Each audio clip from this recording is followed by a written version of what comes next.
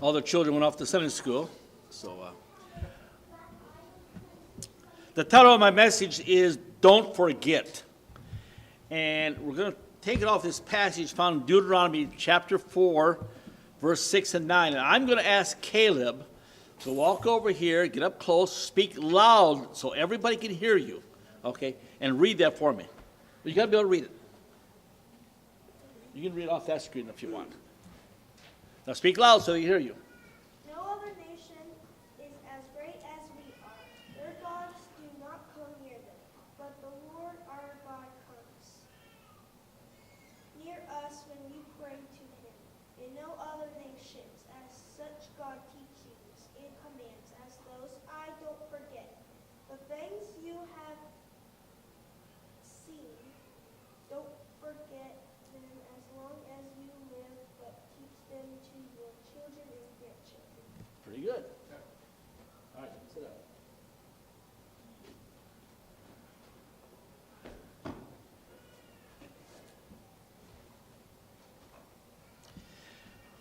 No other nation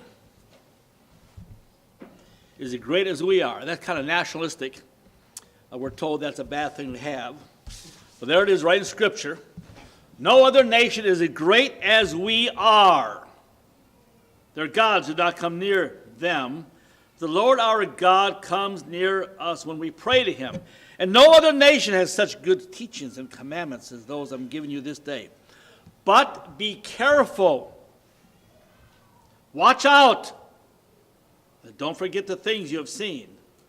Don't forget them as long as you live, but teach them to your children and to your grandchildren. In this passage of Scripture, God is warning us not to forget.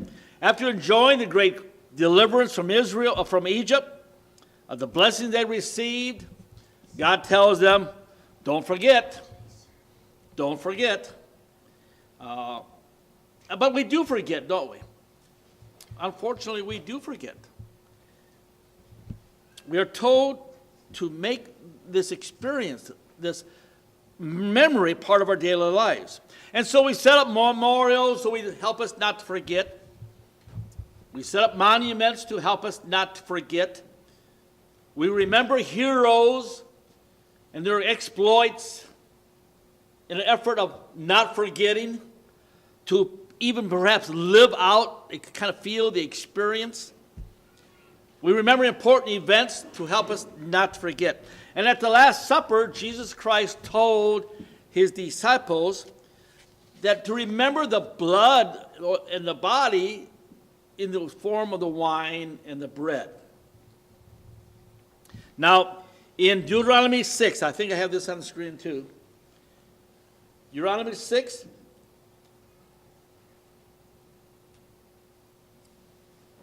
Always remember these commands I give you. Teach them to your children. And talk about them when you sit at home, when you walk along the road, when you lie down, and when you get up. It's pretty plain. Now I've got another translation of the same passage. Again, Deuteronomy 6, verse 7. Here's another translation. Always remember these commandments I give you. Teach them to your children when you take your dog for a walk, when you go shopping at Walmart. Talk about this great covenant I've given you when you see race mixers at the mall. Remember them when you go fishing or when you get a hamburger at Burger King. Teach your children of their great heritage when television programs promote miscegenation or sodomy. That's another translation. I don't think most churches have that particular translation in their Bibles, but nevertheless, always remember. Don't forget. And you don't forget by just making it part of your life. It doesn't mean you get children down, you give them lectures, and it doesn't mean that. It just means in your daily living, in your actions, and the things you say, and the things you do, and the things you honor, and the things you respect. That's teaching. That's not. It doesn't mean, again, taking a child down, so I'm going to lecture you now. It doesn't really mean that. It just means let your life live out and experience and reveal the character to help bring those things into our memory. Don't forget, he says. Don't forget. But we do. We do forget. Israel came out of Egypt after experiencing a wonderful deliverance. They had the plagues set upon the Egyptians. You all know the 10 plagues. You know, the water turned into blood, the plague of the frog and the flies and the lice and the farm animals dying and the boils and thunderstorms of hail and fire and locusts. These were all curses that came upon Egypt to bring about Israel's deliverance. You know, dark for 3 days. And then the Passover. And I want to sidetrack a little bit here a second because, you know, when the Passover came, a lot of people really strive. I'm not saying we shouldn't. We should strive after righteousness. We should strive for that. But righteousness isn't found in the things you say and the things you do. It isn't found in observing the right days or having the right names or any of this. That's not where righteousness is at. When the Passover came, and he passed over the children of Israel, he said, when I see the blood, I'll pass over you. Not when I see how righteous you are inside, not when I see whether you observe the right days or had the right dates of the calendar, or that you did this, you did that, something that you did. He said, when I see the blood, I'll pass over you. And so we saw the destruction of Egypt. And then, of course, Pharaoh came after the Israelites, you know, and they were up to the Red Sea, and they had no place to go. And of course, they were led, you know, by a pillar of fire at night, led by the cloud at the daytime. When they came up to the Red Sea, and it looks like Israel was trapped, and then God brought about the great deliverance. He tells Israel, he says, in Exodus 19, he says, you have seen what I did unto the Egyptians. You have seen what I did unto the Egyptians, and how I bore you on eagle's wings and brought you to myself. And yet we're reminded, don't forget. Watch out. Don't forget. And yet we do. We all forget. In Exodus 32, verse 1, when the people saw that Moses gone so long and coming down from the mountain, because he went up to the mountain, God called him to the mountain. They gathered around Aaron and said, come, make us a god who will go before us. How soon they forgot. After seeing all those miracles, all those blessings, how soon they forgot. As for this fellow Moses who brought it from Egypt, we don't know what has happened to him. Verse 2, Aaron answered, take off the gold rings from your wives, your sons, and your daughters that they are wearing, and bring them to me. And all the people took off their earrings and brought them to Aaron. He took what they had handed him and made it into an idol, and cast it into the shape of a calf, fashioned with a tool. Then he said, this is the God, O Israel, who brought you out of Egypt. Really?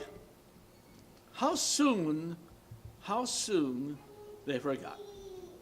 After experiencing the marvelous deliverance, how soon they forgot. And I know preachers throughout America, not necessarily today, but have preached sermons on this. And they want to condemn those people for forgetting so soon.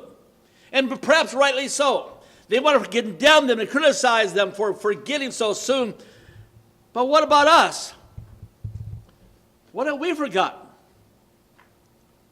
What about these preachers who want to talk about condemning and looking down their nose as somehow implying that they have risen above it?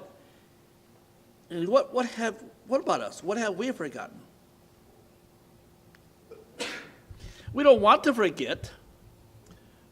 We don't want to forget, but we do anyway. Why do we? Why do we forget?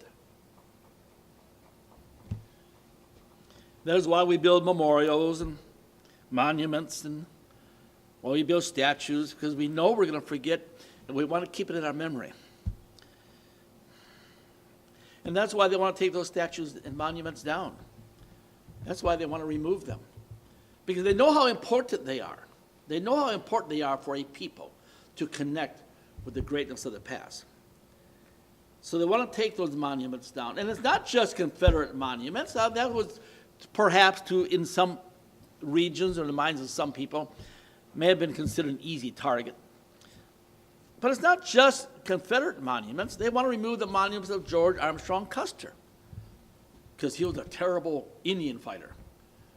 You know, we honor all the soldiers of our military. We honor them all except for the Indian fighters. All the Indian fighters are bad soldiers. I remember when I was in grade school, we had a large picture of Custer's last stand at Wheat Elementary School in St. Clair Shores, Michigan. I don't think they'll be there today. And it's not just American heroes, people that we may not even really consider great heroes, but in the minds of the enemy, they still connect us, like Charles de Gaulle. Charles de Gaulle was a French resistance fighter against the Nazis. But nevertheless, he looked upon as a hero by many people. And there's a street, a boulevard named after him in New Orleans, and they want that name changed. They don't want a Charles de Gaulle Boulevard because it might invoke some type of remembrance of our heroes. And then Joan of Arc. She was a 15th century French fighter against the English. What does that have to do with America or slavery? She didn't own any slaves. But her monument in New Orleans is under attack. Why? Why is that? Because they don't want to have any kind of heroes. They don't want our children to have heroes, except for maybe what they see on TV or football stadiums. Even Stephen Foster, who's a songwriter, he was a northerner, I think born in Philadelphia, songwriter, Stephen Foster. His monument is targeted to be taken down. I guess probably because he wrote that song, Old Black Joe. You know, I'm coming. You're familiar with the song. We used to sing that when I was in school. I don't sing that any longer. Thanksgiving is to be changed eventually, to move on, to change to National Immigrants Day. 1977, going back a number of years, 1977, the United Nations, in a meeting titled the International Conference on Discrimination Against Indigenous Populations in the Americas.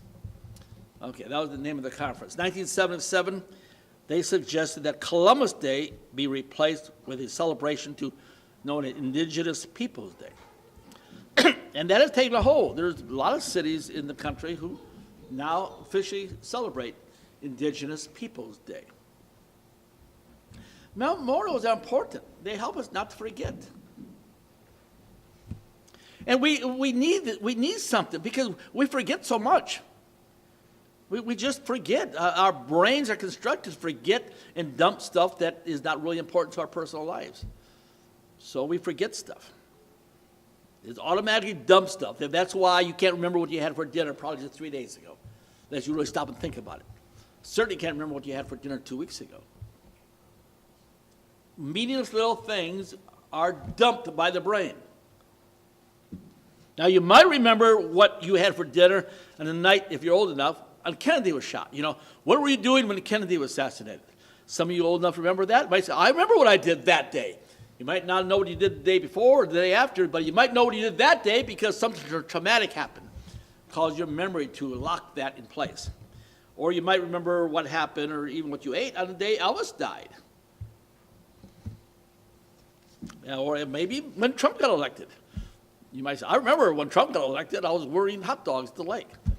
You know, so those minor, unimportant things kind of get locked into our memory on something important that happens to us. Because our memories do fade. So we create memorials to recollect our thoughts, recollect our ideas and events, to bring to mind what happened. Maybe, and we don't, unfortunately, we don't even experience the real life experience those men and women have had, but our forefathers and mothers have experienced a lot. We want to recall those things. We want to connect to our ancestors. We want to honor them.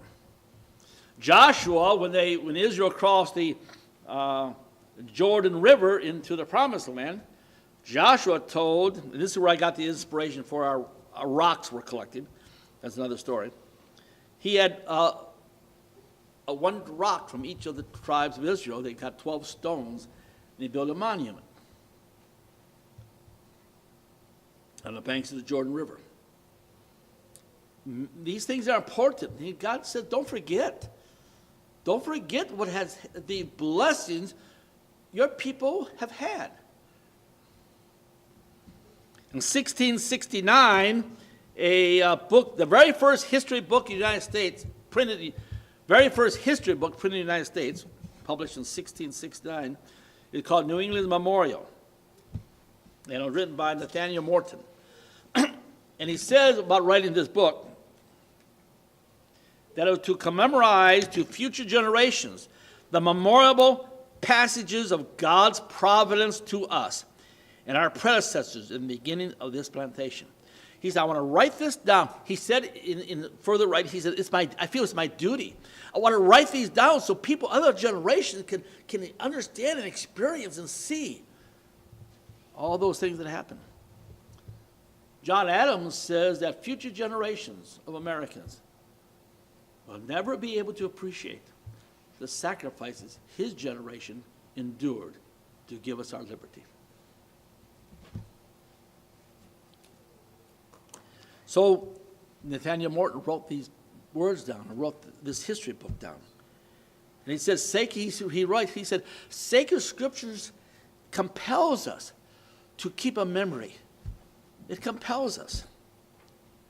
He said to remember what we have seen and what our forefathers have told us, that we may not hide them from our children, showing to the generation to come the praises of the Lord.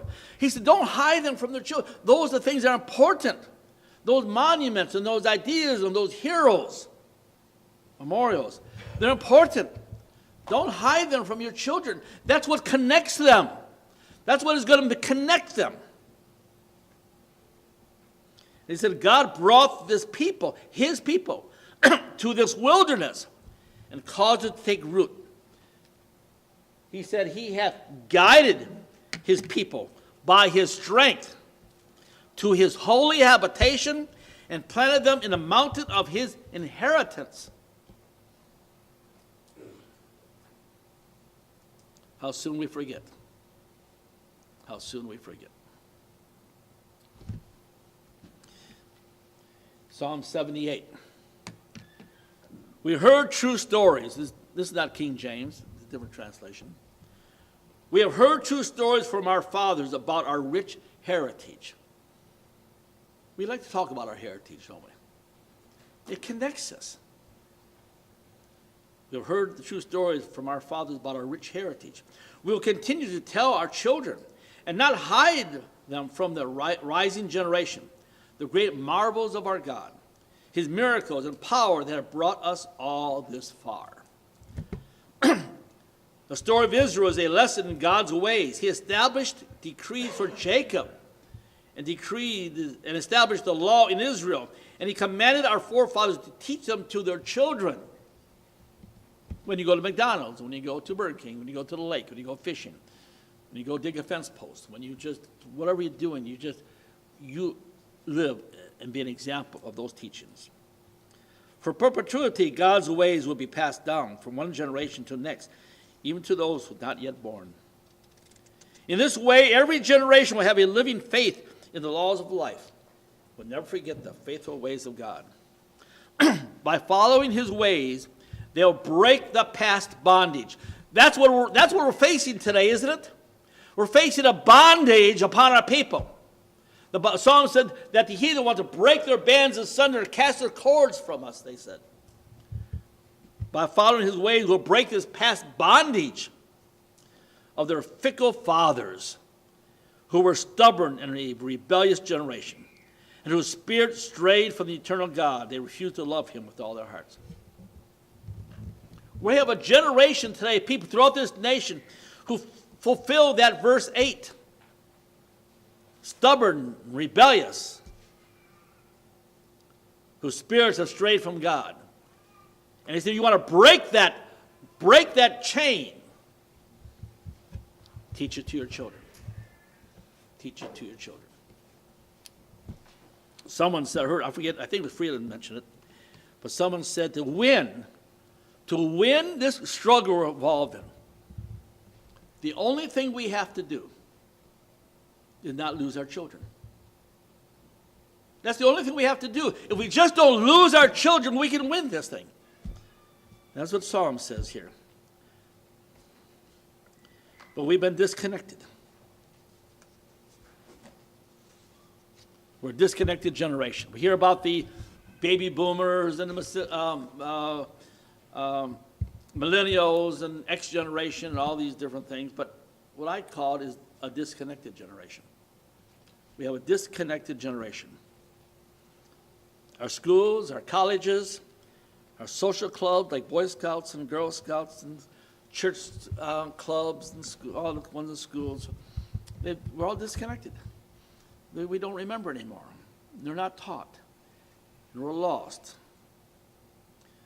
The UN a few years ago, the United Nations recommended that all schools, including Christian, private, and home schools, have a regulated program to ensure students are taught to embrace better tolerance and diversity. They said that this will help help children to better succeed in our ever-changing communities and world. But have this regulated from the United Nations, of course, for all schools, so teach them so children will be able to be more tolerant. But that's a lie. It isn't teach. It's to steal your children. It's to steal your children. That's why I've long said the two worst places to send your children is to church and public schools. And I know that some people might go, oh, I don't, yeah, but most churches fall in the same category. Because what they want to do is teach tolerance. Tolerance is what we're being told today. And tolerance is not Christian. Tolerance is satanic. Tolerance is a religion of Satan. A religion of Christ is intolerance.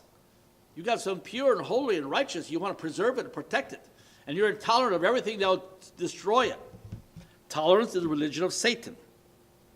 And so the reason tolerance, since the 60s at least, and before that even, the reason tolerance was promoted was not to establish tolerance. I want to repeat myself. The reason tolerance is promoted is not to establish tolerance. The reason tolerance is promoted is to establish intolerance. That's the purpose. Tolerance is to establish intolerance. Because look at all those people that in the 60s, oh, we got to let them in, to give their viewpoint. Now they've gotten control of so many functions of our nation and our government. They're totally intolerant of Christians with good moral values and standards. And so we need the monuments. We need the memorials. We need to teach them to our children. George Orwell talked about that. His book, 1984. As soon as all the corrections which happen to be necessary in any particular number of the times has been assembled and collated, that number would be reprinted. The original copy destroyed and the corrected copy placed in the files in a steed. This process, the continuous alterations, would apply not only to newspapers, but to books, periodicals, pamphlets, posters, leaflets, film, soundtracks, cartoons, and photographs. In other words, in 1984, George Orwell talking about this big brother is going to ensure that correct history is taught. They're going to change history. So in his scenario here, in this novel, which seems to be more of a prophetic utterance, he said that they're going to go through old magazines and change dates and change times and change images. And so one day your child will come home from school and be talking about the great Negro expansion to the Midwest and how the great black founders of our country and all the great things they have done. slavery would not have existed because black people don't believe in slavery. They're wonderful, tolerant people. Day by day and almost minute by minute, the past was brought up to date. History was scrapped, redescribed in every place possible. Once the deed was done, it would be impossible to find out if falsification had occurred. Let's look at the old history book. Well, sure enough, the old history book, printed in 1932, talks about the great Negro inventors and so on. It seems bizarre, I know. It seems really bizarre, but we see it happening right now, don't we? History is being rewritten and presented to kids in school as the truth. Been going on for a long time. One of the Germans' greatest heroes was a fellow by the name Herman, or also known by Arminius. When we were up in Minnesota last week, we stopped at a town called New Ulm, Minnesota, named after the town of Ulm, Germany. And in the midst of this town, there was a statue that was built to Herman. Great German military leader, lived between 17 BC and 21 AD. And he was the chieftain of a Germanic tribe, and he was instrumental in organizing the Germanic tribe to defeat the Roman occupation of Germany. It wasn't called Germany at the time, but the occupation, in what's called the Battle of the Teutoburg Forest in 9 AD. And he's a great German heroic figure in their history, in their memory, and the kids in school talked about Herman and so on. But it says, Wikipedia says, that following World War II, Herman was a less known figure among West Germans, and many schools shunned away from teaching the subject in any detail due to his previous association with nationalism. Today, Herman's place in history is in the memory hole. His memory has been erased. And according to what I read on the internet, is that few German young people even know who Herman was. They erased the memory. So memorials are being torn down, slowly at first, but then speeding up. We forgot the courage, and they made us weak. I remember a time there was a tragic accident. They sent in all the counselors, and they'll be like school. I mean, for years they've been doing this. They're going to have 500 counselors in the school, 500 counselors. My wife and I would talk about it.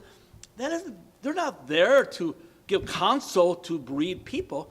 They're there to make us mentally weak. The counselors are there to make us weak. I am all for counseling. I'm not against it for people who have need, but so often it's done to make you weak.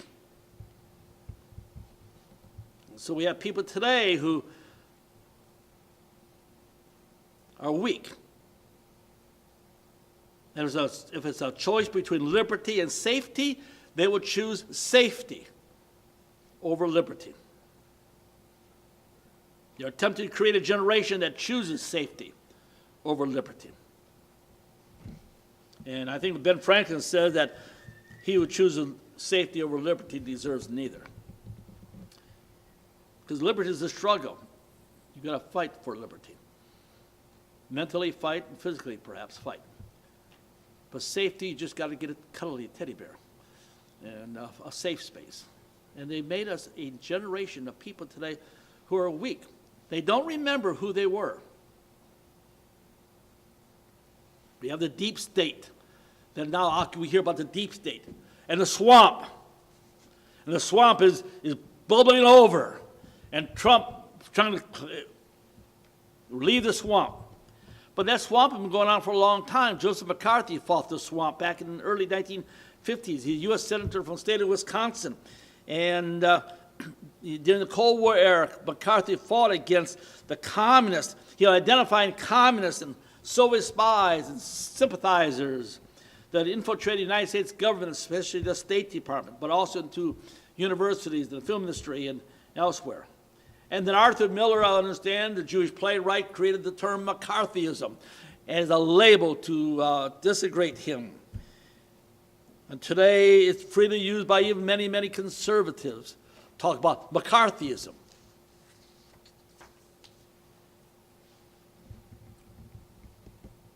We've forgotten. We've forgotten. George Orwell writes in 1984, "Power is in tearing human minds to pieces and putting them together again in new shapes of your own choosing." That's what's happening, isn't it? Those powers in our government, those powers in industry, those powers in television, movies, schools, churches, seminaries, all those where there are people that have influence and power, what are they doing? They are tearing our mind apart. They are tearing our memory apart. They're tearing our memorials apart. They're tearing our monuments apart. They're tearing apart everything that it connects us and makes us, attaches us to our people, our heritage, our culture. They're tearing them all apart. And they're taking young children. They're rearranging their minds into new shapes of their choosing. Why? Because we forgot. God told us not to forget, but we have forgotten. Look at the deliverance we had from Great Britain. Powerful English army, a professional army, and they're defeated by farmers and shop clerks. Whoever thought that could happen? Certainly we are a nation that has forgotten. We've forgotten the struggles of our founding fathers, the Pilgrims, the struggles of those early settlers going across the West. The terrible ordeal they had to endure to build this country. And now we're giving it all away. The terrible ordeal for our independence, westward expansion, manifest destiny, is now considered a terrible thing. And we're being invaded by those who pretend to be Americans. They're not Americans, they only pretend to be Americans. We've forgotten the purpose of our government.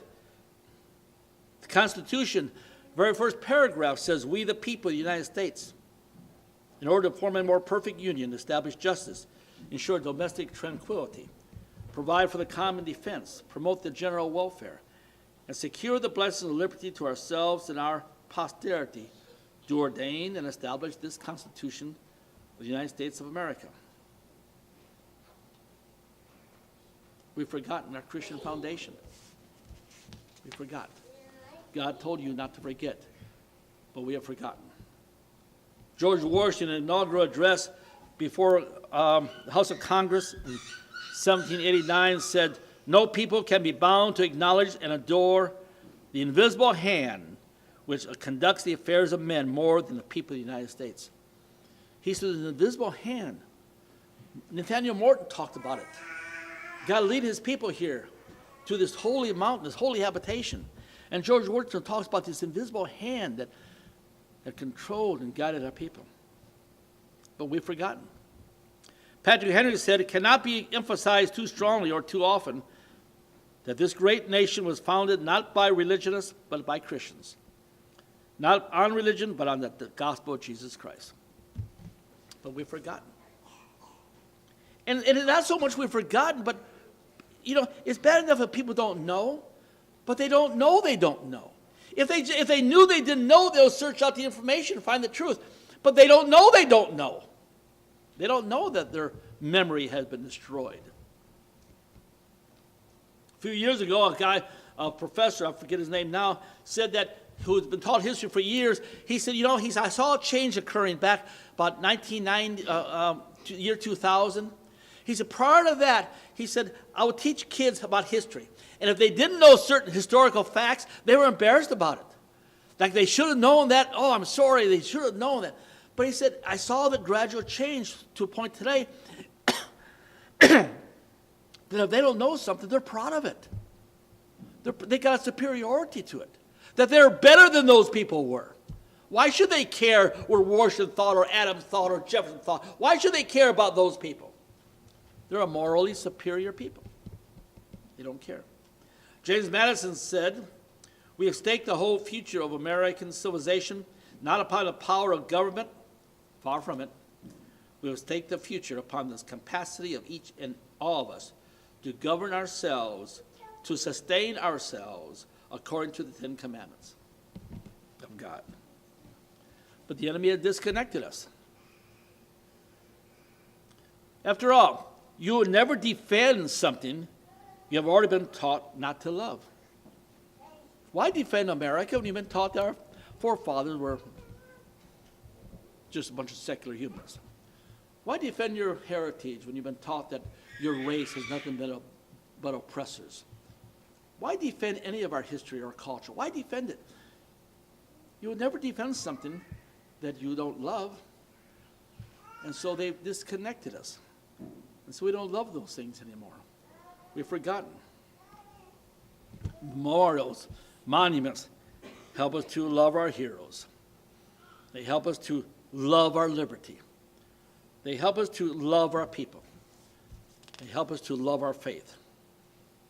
Our preachers did not warn our nation. Preachers are not warning our nation. And for the most part, the preachers never will. They have already proven their weakness time and time again. Jeremiah 2:19 says, your own wickedness will punish you. Your apostasy will chastise you. See for yourself how miserable it will be for you to abandon me. Another scripture says, when my judgments are in the land, the inhabitants of the earth will learn righteousness. And it's not that we forgot what we are. Even worse, we forgot what we were. If we could remember what we were, then we could maybe grasp it again. That's why the monuments have to come down. That's why memorials have to come down. That's why anything that talks about our history, heritage, has to be removed. Because we can't afford to let, they're thinking, can't afford to let the people, kids, to remember who they were. We have forgotten that we are a republic and not a democracy. We have forgotten our Christian foundation. We have forgotten our liberty. We have forgotten our heroes. We have forgotten the courage of our forefathers. We have forgotten how to be strong. We have forgotten how to teach our children. We have forgotten that sodomy is a sin. We have forgotten that miscegenation is a sin. Men have forgotten how to be a man, and women have forgotten how to be a lady. We are a disconnected generation. Jeremiah tells us, stand in the way and see and ask for the old paths. Where is a good way? And walk therein, and you shall find rest for your souls. 1 Samuel 12:24 says, you must honor the Lord and truly serve him with all your heart. Remember the wonderful things he did for you. Remember the old days. Think of the years already past. Ask your fathers, according to Deuteronomy. Ask your fathers, and he will tell you. Your elders, and they will inform you. Deuteronomy 32:7. Think of the past, the time long ago. Ask your parents to tell you what happened. The old people will tell you of their past. Now, I want to say that in closing, while we can sit here in a certain amount of sanctimonious righteousness and say, yeah, we're not like all those other people. We remember, they all forgot, but we haven't. We remember. Here's some things that we forget. We forget our responsibility to our nation and to our people. Christ said, feed my sheep. How many people within our white nationalist movement forgot the responsibility to evangelize this message? We have forgotten our responsibility, not you folks here, but many people. We forgot our responsibility to attend church, for strength for our bodies, to help strengthen others, and for your children. I mean, people? I know people in this community, good people, who should be coming here and bringing their children. What they're doing? They're telling their children going fishing is more important than going to the church. Going to the mall is more important. Sleeping in Sunday morning is more important. We have forgotten our responsibility. We have forgotten our responsibility to tithe, to support God's work. We have forgotten our responsibility to be a witness. Those are the things we've forgotten. not just them out there, but we as a body of believers throughout the country, not generally necessarily you people here, but generally throughout our nation. People in the white nationalist movement, Christian identity movement, who want to gather knowledge, want to gather information, have the bookshelves lined with all the knowledge and all the books and everything about how smart they are, about every doctrinal belief you have, but have forgotten their responsibility that Christ said to Peter, feed my sheep. We've forgotten that responsibility. And if we remember that, we will be teaching our children, teaching those about us, and will be helping us not to forget. Because he said, watch out. Don't forget the things that I've done for you. Our Father, we thank you for your wonderful blessings and watch care over us over the years. And we know we forget so often. We forget the little things, the many little things you do in our lives daily. And we just forget about them. We take them for granted and we go on our way. We don't seem to think and pay it any mind. Help us to remember. Help us remember the little things, and help us remember the big things. And help us remember you're a loving God. And help us remember our responsibility. And help us remember our forefathers. And help us remember the great attributes of our heroes. And every time we see those monuments, maybe stop and pause. Maybe pause and consider the great things you have done and the great blessings you have given us. Help us, Father. Help us not to forget. In your name we ask it all. Amen.